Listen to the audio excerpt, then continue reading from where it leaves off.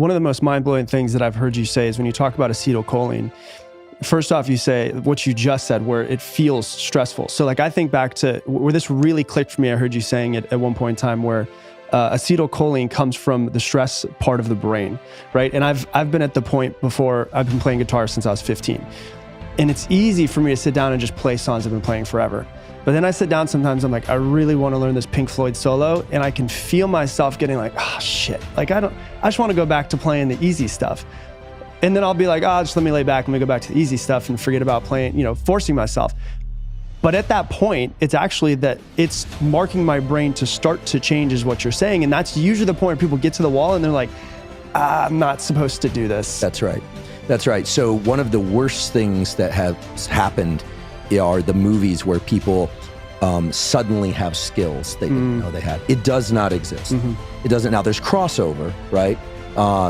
Athletes that are terrific in one domain can be terrific in another domain. But if maybe framing it this way, which you just did very nicely, will help people if they're trying to learn, which is when you feel agitation, that's the brain and nervous system queuing up the things it needs in order to create change. But you will not experience the feel-good molecules, dopamine and serotonin, until you hit a new landmark, until you hit a new milestone. Yeah. That does not happen. There's no feel-good entry into real learning. Now, that doesn't mean that learning has to feel terrible, but there's no positive reward from failure at the chemical level, except there is one little twist, which basically is a chemical neurobiological explanation of growth mindset, which is my colleague at Stanford, Carol Dweck's discovery, and obviously naming that's hers.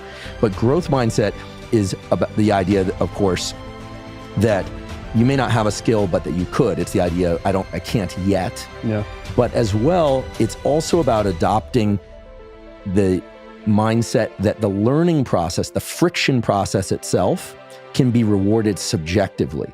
So what this means is that when you're trying something new and it's stressful and there's a lot of agitation, there's no natural reason why the nervous system should give you any dopamine release to feel good or serotonin release. But we're smart animals. We can subjectively say, wait, the effort process itself is what's going to get me where I want to go. Yeah. And in doing that, you can start to weave in some of this dopamine release. Now, we know that because dopamine and its release in the brain, which makes us feel good, tied to motivation, et cetera, is extremely subjective. And we know this because what's funny to you might not be what's funny to me. Right. What's important to you might not be what's important to me. There's probably some overlap there, but there's probably some difference too. And we've all experienced dopamine before. You're feeling absolutely miserable. Something's terrible, and then somebody cracks a joke. Right. If it's not funny, it tends to send you further down the trench. Yeah. If it is funny, you feel an actual lift and you feel like you have more energy to go on. And that is not a psychological thing as much as it is a chemical thing. Dopamine is an amazing molecule. People think of it as the molecule of pleasure, but it's mostly the molecule of motivation and drive. And dopamine is the precursor, literally the chemical precursor from which epinephrine and adrenaline are made. What this means is if you can subjectively tell yourself, I'm doing well, I'm excited, this is super frustrating, but I don't know, Huberman was blabbing that this is the entry point to learning, and failures are supposed to be good. If you can start to say, I kind of like this, what ends up happening is you actually have more chemical energy, neural energy, in concrete terms, to continue. Because what's rate limiting in terms of how long we can push is epinephrine. There are great studies that show that, not done by my lab, but other labs, that show that the ability to persist and endure is dependent on a reservoir of epinephrine in the brain. It's not so much about adrenaline in the body, it's about its fuel.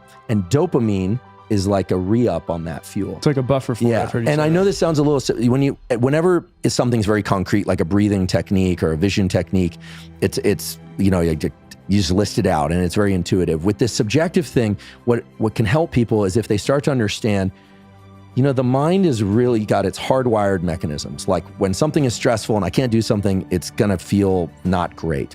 But if you can recognize that and you can start to incorporate the subjective part of learning, which is that that is the first door to learning and the feel-good process that lies on the other side. And people who learn how to tap into this, I guess Tiger Woods would be another example. Clearly, I don't know him. I remember when he was at Stanford, but I don't know him. But it's clear in watching his trajectory over the years with golf is that hard work and focus and effort were inherent to his process. Right. And all great performers, whether or not it's in science or music or athletics or business, they learn to associate the hard work not just with the reward that's coming later, For sure. but it becomes its own form of reward. The process is a reward. And that can go off the rails and can become a problem. You know, people become workaholics. I've been accused of that before. They're wrong, but no, I'm just kidding. But you know, within healthy range, that's really, if there is a kind of a secret sauce or to the whole thing, it's the dopamine that you can control the release of. And so I always say with dopamine, you have to be very careful. This is also the molecule of addictions. This is the molecule of great self-destruction if you're not careful with it. But if you can learn to regulate it through hard work as well as celebrating rewards, then you essentially have open field on whatever it is that you want to learn. And you stand a far greater chance of succeeding. Because otherwise it's just going to be grind.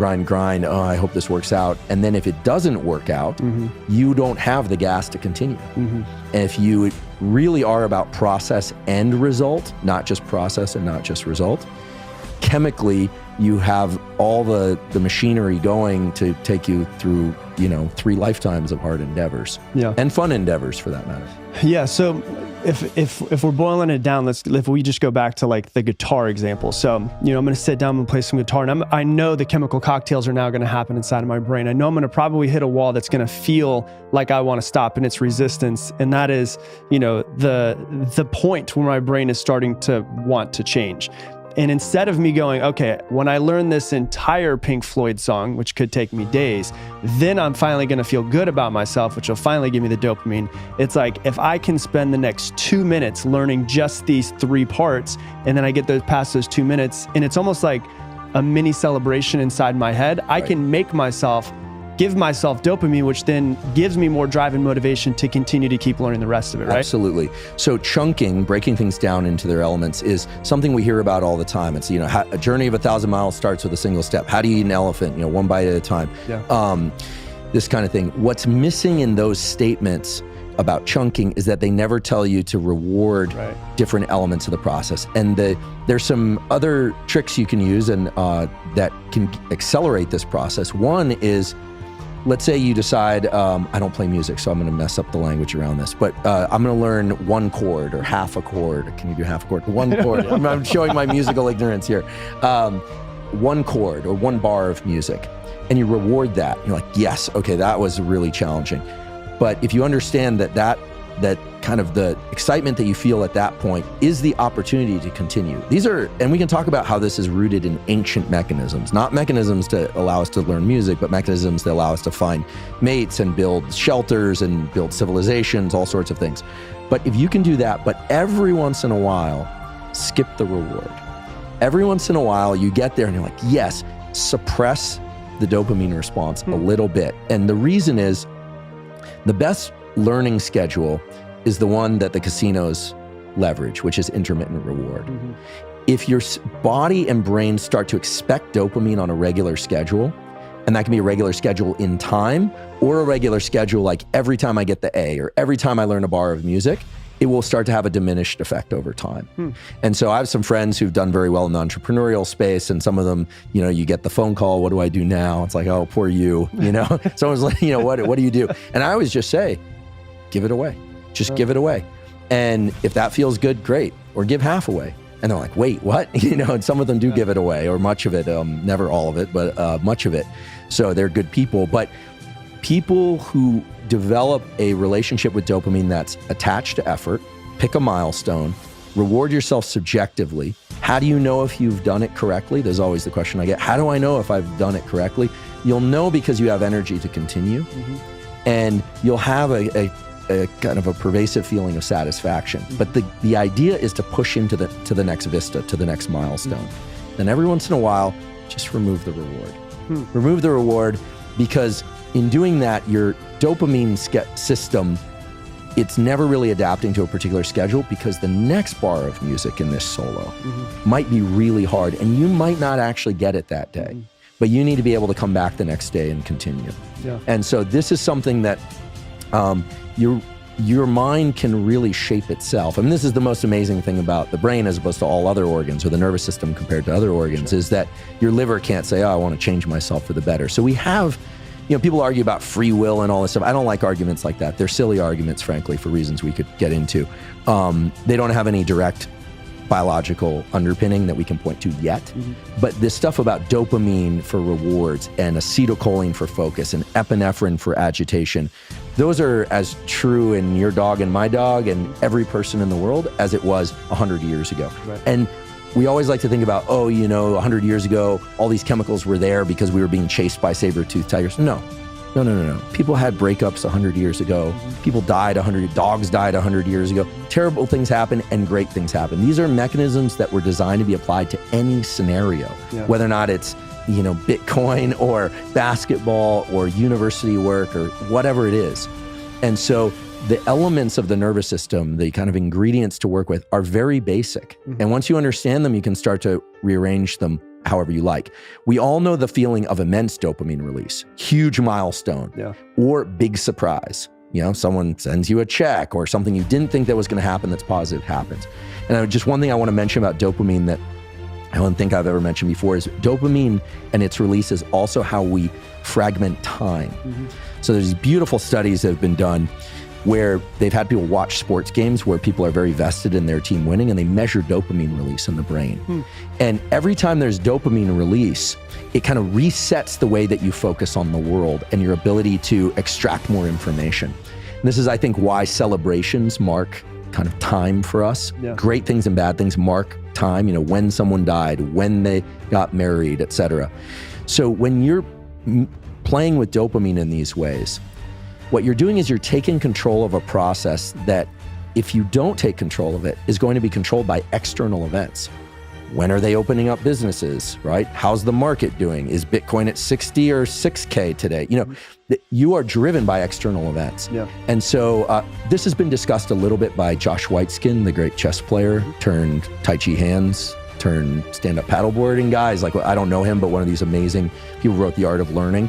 He talks about this in non-neurobiological terms, that the ability to stay in that plane of calm is key.